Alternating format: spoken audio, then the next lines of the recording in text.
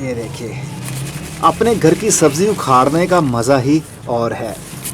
एकदम सुकून मिलता है जब हम अपने हाथों से उगाते हैं, अपने हाथों से उखाड़ते हैं और उस सब्ज़ी को कंज्यूम करते हैं।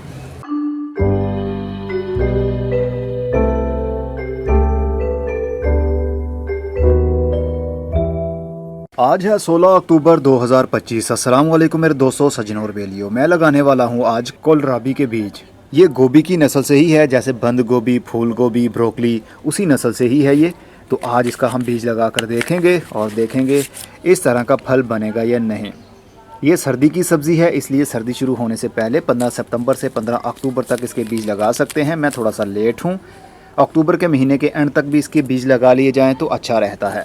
12 इंच का गमला मैं इस्तेमाल कर रहा हूँ। इसके अंदर मैं पनीरी बना लूँगा, बाद में देखेंगे किसी को ट्रांसप्लांट करना है या नहीं, क्योंकि मेरे पास इतनी स्पेस नहीं है इस सीज़न। अगले सीज़न तक काफ़ी जगह बन जाएगी तो फिर हम अलग अलग पौधों को भी हैंडल कर सकेंगे। 12 इंच का मिट्टी का गमला है, इसके अंदर वही पुरानी मिट्टी है जो बार बार इस्तेमाल होती है। मिट्टी भरने के बाद खूब अच्छे से पानी दे दीजिए ताकि पूरी मिट्टी एक बार अच्छे से गीली हो जाए। और गीली मिट्टी के ऊपर हम ये वाले बीज रखेंगे जो कि गोभी जैसे दिखने वाले बीज हैं। थोड़े थोड़े फासले पर इसको फैला देंगे और बाद में इसी मिट्टी से फिर से कवर कर देंगे। जितना मोटा बीज होगा उतना ही आपने उसको मिट्टी से कवर करना है। अगर बहुत ज़्यादा मिट्टी के नीचे दबा देंगे तो बीज उग नहीं पाएगा, वो पड़ा पड़ा वहाँ पर गल जाएगा। फुल धूप वाली जगह पर लगाइएगा, क्योंकि ये सर्दी की सब्ज़ी के बीज हैं, इसलिए इसको फुल धूप की ज़रूरत होगी। क्योंकि ठंडक वाली धूप में इतनी हीट नहीं होती, इसलिए रोशनी की कमी नहीं होनी चाहिए। नहीं तो पौधे छोटे छोटे से काफ़ी लंबे हो जाएंगे और फिर वो एक साइड पर गिर जाएंगे, फिर वो मुरझा जाएंगे। तो गमला जहाँ पर पड़ा हुआ है यहाँ पर तकरीबन पूरा दिन ब्राइट लाइट रहती है और सुबह 6 बजे से लेकर 11 बजे तक की फुल धूप भी आती है यहाँ पर। चलिए अब हम इसको शावर की मदद से पानी देंगे, पाइप से पानी नहीं देंगे। ये टैग लगा देते हैं ताकि हमें याद रह पाए कि हमने किसके बीज लगाए थे। अगर मिट्टी जल्दी खुश्क हो जाती है तो फिर शावर की मदद से ही आपने पानी देना है।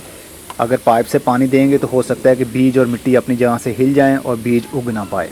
अभी ठंडा मौसम शुरू नहीं हुआ, इसलिए हम इसको कवर नहीं करेंगे। अगर तो ठंडे मौसम में जब रात को धुंध पड़ रही हो तब आप बीज लगा रहे हो तो फिर प्लास्टिक से कवर भी करना पड़ेगा ताकि रात की ठंडक मिट्टी के ऊपर ना आ पाए, नहीं तो बीज की जर्मिनेशन जल्दी शुरू नहीं होगी। चलिए मिलते हैं कुछ दिन बाद जब तक इनकी जर्मिनेशन शुरू होती है। 6 दिन बाद अब हमारे पौधे इतने बड़े हो गए हैं कि वो अपने पाँव पर भी खड़े हो सकते हैं। बस पानी का आपने ख्याल रखना है, बहुत ज़्यादा पानी नहीं और ना ही बहुत कम पानी। और जब भी पानी दें बहुत एहतियात से दें ताकि छोटे छोटे से पौधों पर पानी के कतरे जमा होने की वजह से पौधे एक साइड पर झुक कर गिर ना जाएं और मुरझा ना जाएं। अगर पानी देने की ज़रूरत पड़ती है तो गमले के साइड पर पानी डालिए ताकि मिट्टी आहिस्ता आहिस्ता से गीली हो जाए, ना कि पाइप से एकदम से पानी छोड़ें और छोटे पौधे और मिट्टी अपनी जगह से हिल जाए। ये पौधे अभी मेरे हिसाब से छोटे हैं, इनको जल्दी से और बड़ा करते हैं। 14 दिन बाद कोलराबी के पौधे अब ट्रांसप्लांटिंग के काबिल हो चुके हैं। हम इनमें से कुछ पौधों को निकालेंगे और अलग जगह पर, कुछ दिन पहले मैंने ये क्यारी बनाई है, यहाँ पर तकरीबन 3 या 4 पौधे मैं शिफ्ट कर दूँगा। बाकी पौधे किसी और जगह पर जाएंगे और इस गमले के अंदर सिर्फ 2 पौधे ही छोड़ूंगा मैं। इस क्यारी के अंदर पुरानी मिट्टी मैंने भरी हुई है, इसमें चूना भी डाला है, इसमें लकड़ी की राख भी डाली है। उसका क्या फ़ायदा है, क्यों करना चाहिए, ये हमें सब वीडियो के डिस्क्रिप्शन बॉक्स में उसका लिंक शेयर कर दूंगा। आप क्लिक करके वो वीडियो देख लीजिएगा, आपको सब कुछ पता चल जाएगा। मैंने एक धागा बांध दिया है। दूसरी साइड पर मैंने कुछ ब्रोकली के पौधे अभी अभी ट्रांसप्लांट किए हैं और इसी लाइन में मैं यहाँ पर 4 पौधे कोलराबी के भी शिफ्ट करने वाला हूँ। क्योंकि मैंने लहसुन भी लगाया हुआ है, इसलिए मैं थोड़े थोड़े से पौधे लगा रहा हूँ ताकि वीडियो भी बन जाए और आप लोगों को रिज़ल्ट का पता भी चल जाए कि हम घरों में सब्जियां लगा सकते हैं कामयाबी से। ज़्यादा लगाएं कम लगाएं ये तो स्पेस के ऊपर डिपेंड करता है। मेरे पास इतनी भी जगह नहीं होती कि हर वैरायटी के बहुत ज़्यादा पौधे लगाऊं। पौधों को निकालना बहुत आसान है, किसी भी टूल की मदद से आप इसको उखाड़ सकते हैं। थोड़ी सी मिट्टी आ जाए जड़ के साथ तो हमारा मकसद पूरा हो जाता है। इन 2 पौधों को ये साथ साथ में लगे हुए हैं। चलिए ये देखिए, कोशिश करनी है जड़ टूटे नहीं और कोशिश करनी है थोड़ी सी मिट्टी भी जड़ के साथ आ जाए, जैसा कि आ गई। ये देखिए, ट्रांसप्लांटिंग आपने शाम के टाइम करनी है जब धूप में वो हीट ना रहे। अगर धूप में करेंगे तो आफ्टर ट्रांसप्लांटिंग आपके पौधे के पत्ते लटक से जाएंगे, फिर वो कुछ दिन के बाद स्टेबल होंगे। अब मैं क्यारी में अपनी उंगली से ही सुराख करूँगा और इसके अंदर इसका छोटा सा रूट बाउल डाल दूँगा। इतना मिट्टी के नीचे दबाना है इसको हमने कि ये पौधा अपने पाँव पर खड़ा हो जाए। बहुत ज़्यादा पत्तों समेत हमने इसको मिट्टी के नीचे नहीं दबाना, नहीं तो ये पौधा ट्रंक से गल जाएगा। ग्रीन एरिया, ग्रीन स्टेम हमने मिट्टी के अंदर नहीं दबानी, बस रूट एरिया और बस थोड़ा सा ऊपर वाला हिस्सा हमने मिट्टी में दबाना है ताकि पौधा अपनी पकड़ को मिट्टी के अंदर बना ले। और फौरी बाद में हम हल्का हल्का सा पानी दे देंगे। वैसे मिट्टी के अंदर ऑलरेडी पानी मौजूद है, लेकिन ट्रांसप्लांटिंग के बाद पानी देना ज़रूरी होता है ताकि पानी के साथ साथ में मिट्टी पौधे की जड़ के साथ चिपक जाए। इसी तरह मैं 4 पौधों को ट्रांसप्लांट कर लेता हूँ। तो 4 पौधों को मैंने यहाँ पर बहुत प्यार से ट्रांसप्लांट कर दिया है। अभी पौधे अपने पाँव पर खड़े हैं। हो सकता है कि धूप लगने की वजह से कुछ घंटे इसके पत्ते लटक जाएं, लेकिन बाद में ये फिर से खड़े हो जाएंगे। अभी इस गमले के अंदर काफ़ी पनीरी लगी हुई है, ये यहाँ से शिफ्ट होकर किसी और जगह पर चली जाएगी और यहाँ पर सिर्फ 2 पौधे मैं छोड़ूंगा। चलिए इनको जल्दी से और बड़ा करते हैं। 30 दिन बाद अब हमारे पौधे इतने बड़े हो गए हैं कि ये अपने वज़न को बर्दाश्त कर सकते हैं और मिट्टी में पकड़ बनाए हुए हैं। मैंने 2 पौधे लगाने थे और एक पौधा बिल्कुल छोटा था तो उसको भी मैंने लगा दिया, लेकिन वो सही से बढ़ नहीं पाया। कोई बात नहीं, बहरहाल हम इन 2 पौधों को ही लेकर चलेंगे। और जो क्यारी के अंदर हमने लगाए थे उनकी ग्रोथ सबसे ज़्यादा तेज़ रही। वजह जानते हैं क्या है? ज़्यादा स्पेस। जितनी ज़्यादा स्पेस पौधों को मिलेगी, पौधों की ग्रोथ उतनी ही ज़्यादा तेज़ी के साथ और अच्छे अंदाज से बड़ी होगी। पत्ते जितने ज़्यादा चौड़े होंगे, पौधा उतनी ही ज़्यादा धूप से खुराक बनाएगा और उतना ही पौधों की ग्रोथ अच्छी रहेगी। चलिए इनको जल्दी से और बड़ा करते हैं। 1 महीना 4 दिन बाद कोलराबी के पौधे जो हमने क्यारी के अंदर शिफ्ट किए थे, उनकी माशाल्लाह ग्रोथ देखिए अच्छी बढ़ने लगी है और यहाँ से एक राउंड सा बनने भी लगा है। मोटा सा हिस्सा आपको दिख रहा होगा। हो सकता है कि आने वाले टाइम में यही यहाँ से गोल बन जाएगा, कोलराबी बन जाएगी। तो ज़्यादा जगह पर पौधे की ज़्यादा अच्छी ग्रोथ रही। ऊपर से पत्ते देखिए कितने खूबसूरत अंदाज से बड़े बड़े पत्ते निकल रहे हैं। 4 पौधे हमने यहाँ पर ट्रांसप्लांट किए थे तो चारों की ग्रोथ यहाँ पर हो रही है और 3 पौधे हमने इसमें लगा दिए थे। एक तो पौधा बड़ा हो गया, दूसरा पौधा काफ़ी स्ट्रेस में रहा लेकिन इसका नया पत्ता अब निकल रहा है, अब ठंड ज़्यादा बढ़ने लगी है। और तीसरा बिल्कुल ही छोटा सा पौधा था।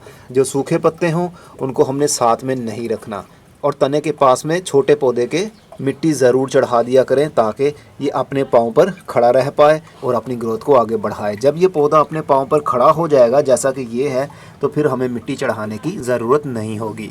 चलिए फिर इनको जल्दी से और बड़ा करते हैं। कोई खाद देने की ज़रूरत नहीं है। 1 महीना 12 दिन बाद कोलराबी का पौधा अब बढ़ना शुरू हो चुका है। जो हमने गमले के अंदर 3 पौधे छोड़े थे, 2 की तो हालत बिल्कुल ही अजीब किस्म की हो गई है। मुझे नहीं लगता कि ये सरवाइव कर पाएंगे। और तीसरे की देखिए, एक पौधा हमारा बड़ा हो गया और राउंड आप देख सकते हैं यहाँ पर जैसे फल बन रहा हो। यही कोलराबी बनेगी आने वाले टाइम में। और ऊपर से पौधे की ग्रोथ काफ़ी अच्छी और स्टेबल चल रही है। इसी तरह क्यारी के अंदर जो 4 पौधे हमने ट्रांसप्लांट किए थे, सभी की ग्रोथ माशाल्लाह बहुत अच्छी है और नीचे से इनके भी ऐसे ही कोलराबी का फल यानी सब्ज़ी बन रही है।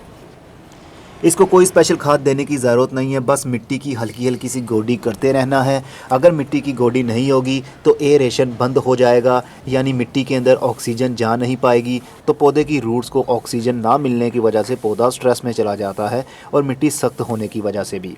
बाकी हम कोई स्पेशल खाद इस्तेमाल नहीं कर रहे, बस पानी है और हल्की हल्की मिट्टी की गोडी है और तेज़ धूप है। यहाँ पर काफ़ी देर के लिए धूप आती है। सुबह 6 बजे से लेकर तकरीबन 12 से 1 बजे तक की डायरेक्ट धूप रहती है, जिस वजह से पौधों की ग्रोथ अच्छी हो रही है। चलिए फिर इनको और जल्दी से बड़ा करते हैं। 2 महीने बाद कोलराबी के पौधे अब बड़े भी हो गए और साथ में ये देखिए इसका बल्ब भी बनना शुरू हो गया। बहुत खूबसूरत अंदाज से ये बड़े हो रहे हैं। इनके पत्ते भी काफ़ी चौड़े हो गए, लेकिन जो पत्ते ज़्यादा ज़मीन के साथ टच हो रहे थे उनको मैंने काट दिया, वो नहीं छोड़े। देखिए सारे पौधों के साथ अब फल बनना शुरू हो चुका है। और जो गमले के अंदर हमने पौधे लगाए थे उनमें से हमारा सिर्फ 1 पौधा ही बच पाया है और 2 पौधे हमारे मुरझा गए। लेकिन कोई बात नहीं, देखिए कितना अच्छा रिज़ल्ट हमें गमले के अंदर भी मिल रहा है। अगर इस गमले के अंदर 2 पौधे भी होते तो वो भी अच्छी ग्रोथ कर रहे होते। अभी पौधा ज़िंदा तो है लेकिन अब ये आई थिंक बढ़ नहीं पाएगा। और तीसरे वाला तो बिल्कुल छोटा था, वो बिल्कुल सर्वाइव नहीं कर पाया, वो सूख चुका है। चलिए फिर इनको जल्दी से और बड़ा करते हैं। 2 महीने 13 दिन बाद अब हमारे पौधे हार्वेस्टिंग के काबिल हो चुके हैं। 50 से 70 दिनों के अंदर ये बिल्कुल तैयार हो जाते हैं और हम इसको हार्वेस्ट कर लेते हैं। लेकिन आज है 74वां दिन, यानी 4 दिन ऊपर हो गए। तो ये गमले के अंदर जो लगी हुई कोलराबी है, इसका साइज़ थोड़ा अच्छा डिवेलप हो गया। और जो क्यारियों के अंदर हमने लगाई थी उनका साइज़ थोड़ा छोटा रह गया, पत्तों का साइज़ भी छोटा, क्योंकि साथ में और भी पौधे लगे हुए हैं। उनका भी शेडी एरिया इनके ऊपर बन जाने की वजह से पौधे की हाइट और साइज़ में फ़र्क पड़ ही जाता है। लेकिन ये सब्ज़ी उतारने के काबिल हो चुकी है। इसको हमने पकाना कैसे है, खाना कैसे है, ये तो मैं नहीं बता पाऊँगा। आप नेट के ऊपर सर्च कर सकते हैं कोलराबी रेसिपी। इसके पत्तों को भी खाया जाता है पकाकर, उबालकर, और इसका फल भी जो कि कोलराबी है उखाड़ कर देखते हैं। ये देखिए कितने ज़बरदस्त खूबसूरत कोलराबी हमारी बन चुकी है। तो इसका ऊपर से छिलका उतार लिया जाता है और अंदर से जो गूदा टाइप निकलता है उसके छोटे छोटे टुकड़े बनाए जाते हैं। उबाल कर सलाद के तौर पर भी इस्तेमाल किया जाता है और पकाया भी जाता है। तो ये है कोलराबी का वो फल जो हो सकता है बहुत सारे लोगों ने पहली बार देखा हो। और मैंने इसकी शॉर्ट वीडियो बनाकर भी अपलोड की थी और एक कमेंट आया कि ये मार्केट में हमें क्यों नहीं मिलती। असल में ये थोड़ी यूनिक वेजिटेबल्स होती हैं जिनका सबसे ज़्यादा चाइना में इस्तेमाल किया जाता है। हमारे यहाँ पाकिस्तान में, इंडिया में, बांग्लादेश में आम दुकानों पर ये चीज़ नहीं मिलती। लेकिन अच्छे डिपार्टमेंट स्टोर पर आप जाएंगे, वहाँ पर काफ़ी यूनिक वेजिटेबल्स भी आपको देखने में मिल जाती हैं, तो वहाँ से आप ख़रीद सकते हैं। इसका टेस्ट थोड़ा मीठा होता है और थोड़ा कसैला सा होगा, बिल्कुल जैसे गोभी होती है ना, समझ लीजिए ये भी गोभी की बहन है। वाह, अच्छी मिसाल दी। तो ऐसे ही हम ये भी फल उतार लेते हैं ताकि हमारे दूसरे पौधे जो कि जैसे लहसुन है इसको भी प्रॉपर धूप मिल सके। ये देखिए, अपने घर की सब्ज़ी उखाड़ने का मज़ा ही और है। एकदम सुकून मिलता है जब हम अपने हाथों से उगाते हैं, अपने हाथों से उखाड़ते हैं और उस सब्ज़ी को कंज्यूम करते हैं।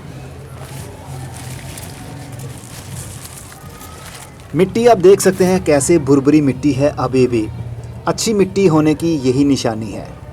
इसके अंदर कोई पत्थर नहीं है, छनी हुई मिट्टी है ये। इसके अंदर बायोलॉजिकल यानी माइक्रोब्स भी अच्छी तादाद में पाए जाते हैं, इसीलिए भुरभुरापन मिट्टी में हर वक्त मौजूद रहता है।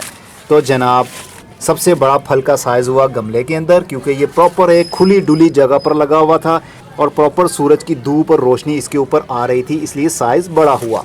बाकी कैरी के अंदर साइज़ छोटा ही रहा। तो कैसी लगी आपको कोलराबी की ये वीडियो जो कि शुरू से लेकर एंड तक मैंने बनाई। अब अगली वीडियो में किसी नई इन्फॉर्मेशन के साथ मिलेंगे, तब तक अपना बहुत सारा ख्याल रखिएगा। खुदा हाफिज़।